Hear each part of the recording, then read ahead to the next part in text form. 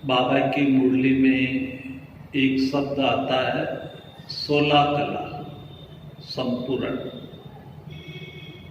तो ये 16 कलाएं क्या है, इस पर हर एक का अपना चिंतन हो सकता है। एक बार जगदीश भाई ने ऐसे 16 कलाएं गिनकर बताई थी। लिखने की कला, भाषण करने की कला, चिंतन करने की कला। तो इस तरह से 16 कलाएं लिखकर बताई। लेकिन यहाँ बाबा का कहने का भावार्थ होता है कि हर कर्म हमारा कला के रूप में होना चाहिए। जैसे ब्रह्मा बाबा की जीवनी हम सुना करते हैं कि बाबा का हर कर्म देखना, बोलना, चलना कला के रूप में था। तो यहाँ कला का अर्थ है, जैसे दुनिया में भी बताते हैं कि कोई रोते हुए को हंसा दे,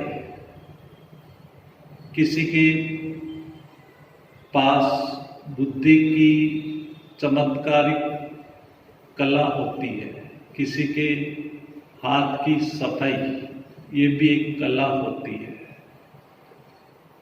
तो यहाँ कला का अभिप्राय है कि जब से हम बाबा के बने तो हमारा हर कर्म कला के रूप में होना चाहिए।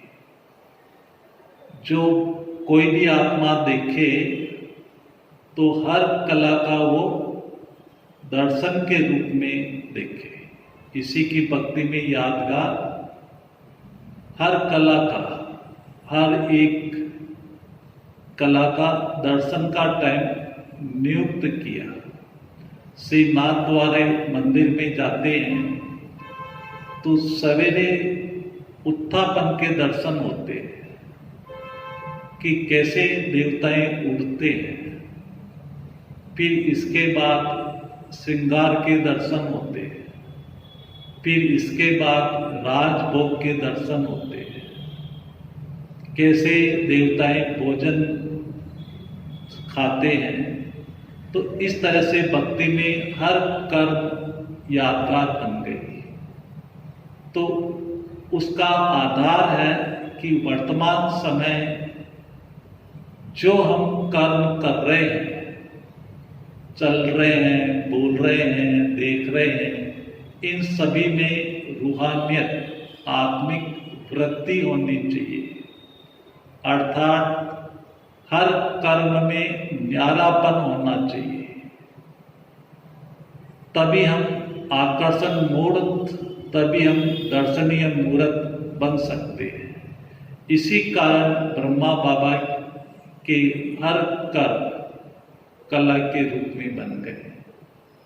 बाबा की हिस्ट्री आज में हम जाते हैं तो बाबा के सारे पोज अगर हम देखते हैं तो उनका, बाबा का उठना, बैठना, मिलना, चलना, करना, सब में अलौकिकता दिखाई देती है। इसीलिए ब्रह्मा बाबा नंबर 1 आत्मा बन गए।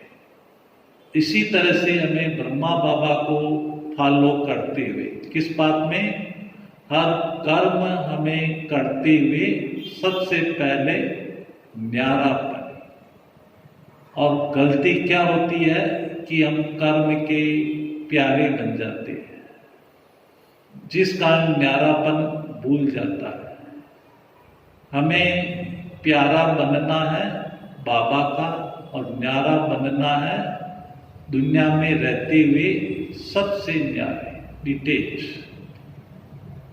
इस कला में, इसको बैलेंस की कला कहते हैं। ये भी एक कला है, न्यारा और प्यारा रहने की कला।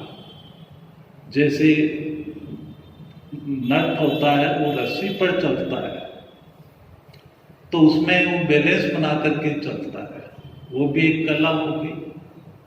तो यहाँ न्यारा और प्यारा वही जग का प्यारा बनता है। तो इस तरह से ये 16 कला संपूर्ण का गायन है कि हमारे हर कर्म के अंदर देखने, बोलने, चलने, खाने, पीने में किसी में कोई विकार का अंश तो नहीं है।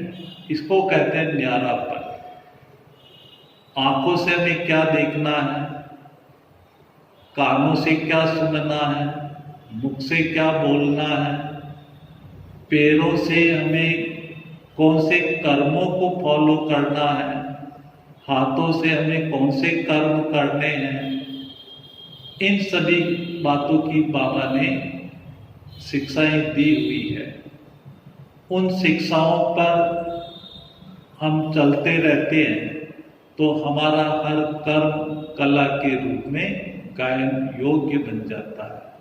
इस तरह से ये हमारे कर्म ईश्वर की याद में जब हम करते हैं, हर कर्म बाबा की याद में रहते हुए वो कर्म कला बन जाते हैं।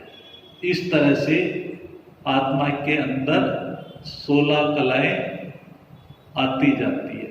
16 कलाओं का मतलब है आत्मा संपूर्ण पवित्र, जैसे चंद्रमा जब संपूर्णता को प्राप्त करता है तो न चाहते हुए भी सबकी निगाहें चंद्रमा की ओर जाती है। जब वही चंद्रमा की कलाएं कृष्ण पक्ष की ओर जाती है तो उसकी कलाएं कम होने के कारण किसी की भी नजर ऊपर नहीं जाती है। लेकिन पूर्णिमा के चांद के दिन सबकी नजर ऊपर जाती है। क्यों? क्योंकि वो 100% फुल फिल है, तो चारों ओर रोशनी बिखेरता है।